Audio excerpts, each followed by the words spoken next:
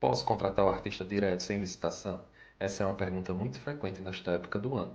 A resposta é sim, em condições específicas. Mas os erros nesses processos respondem por boa parte das irregularidades apontadas pelos tribunais de contas em todo o Brasil. Hoje, você vai entender as três condições que precisam estar presentes ao mesmo tempo nesse tipo de contratação, as quatro armadilhas mais comuns e como documentar tudo para não precisar se explicar depois. A Lei 14.133 de 2021, a nova Lei de Licitações e Contratos, permite a inexigibilidade quando há inviabilidade de competição, o que ocorre na contratação de profissionais do setor artístico, amplamente reconhecido. Todavia, há três condições simultâneas e obrigatórias para que seja possível a contratação nessa modalidade.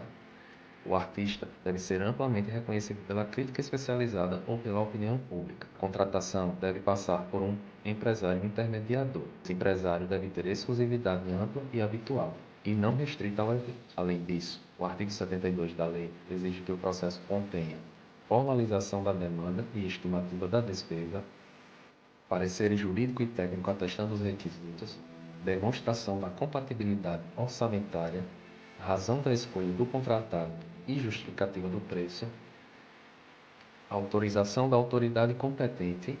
Existem alguns riscos que os gestores públicos precisam ficar atentos quando forem realizar a contratação de artista por inexigibilidade de licitação. Risco 1. Artista não consagrado. O Tribunal de Contas da União já identificou como risco recorrente a contratação por inexigibilidade de artistas sem notoriedade real.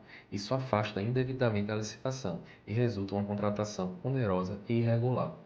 E o que pode servir de comprovação da consagração do artista? Prêmios recebidos em festivais e reconhecimentos da crítica, discografia lançada e números de distribuição, matérias jornalísticas em veículo de amplo alcance regional ou nacional, número de seguidores em redes sociais e audiência em streaming, histórico de shows em eventos de porte equivalente. Atenção! Popularidade local não é suficiente. A consagração precisa transcender o âmbito municipal. Risco 12. Exclusividade restrita. Esse é o erro mais comum e o mais grave. A prefeitura recebe uma carta de exclusividade que diz algo como: o artista X só pode ser contratado pelo empresário Y para o São João Z, no município W. Devo dizer que esse documento não é suficiente para fundamentar a inexigibilidade.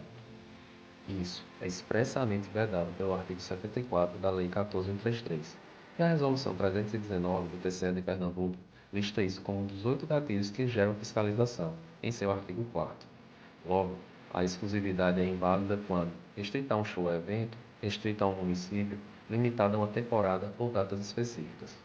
Por outro lado, a exclusividade é válida quando tem abrangência nacional ou estadual, é permanente e contínua, é habitual e não criada para um contrato específico. E quais os cuidados para não incorrer nesse erro? Analise a carta antes de instaurar o processo. Ela cobre toda a carreira do artista? 2. Submeta à assessoria jurídica do município. Procedimento obrigatório pelo artigo 72 da lei. 3. Se houver qualquer limitação geográfica, temporal ou por evento, recuse e não inicie o processo. Risco 3. Sobrepreço e pesquisa deficiente. Terceiro risco apontado pelo TCU: pesquisa de preço deficiente, que resulta em contratação acima do razoável. A Resolução 319 do TCE de Pernambuco define como distorção estatística significativa qualquer valor que exceda a média histórica cobrada pelo próprio artista em períodos equivalentes, atualizada pelo IPCA, ou esteja entre os 1% mais caros do universo de contratações no Estado no mesmo período. Certo. E como justificar o preço? Exija do artista ou empresário notas fiscais de apresentações anteriores em eventos similares, período de até 12 meses. Some os valores, divida pelo número de contratos e obtenha a média. Atualize pelo IPCA.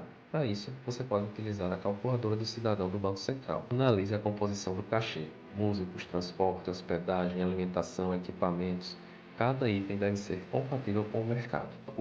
Consulte o Portal Nacional de Contratações Públicas, o PNCP, para verificar contratos similares publicados por outros municípios.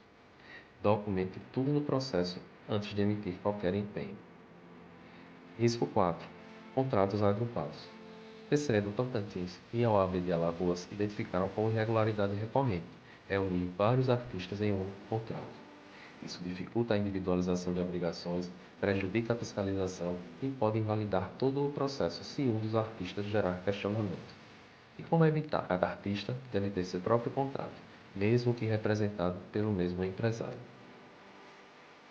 Cada contrato deve ter sua documentação completa, justificativa de preço, carta de exclusividade e comprovação de consagração individualizada.